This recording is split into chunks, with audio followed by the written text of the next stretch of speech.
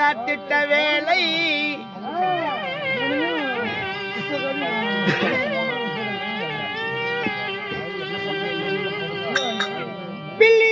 பிள்ளிதான் சூனியங்கள் பெருத்தவர் பேரச் சொன்னால் ஓட்டஞ்செய்யும்.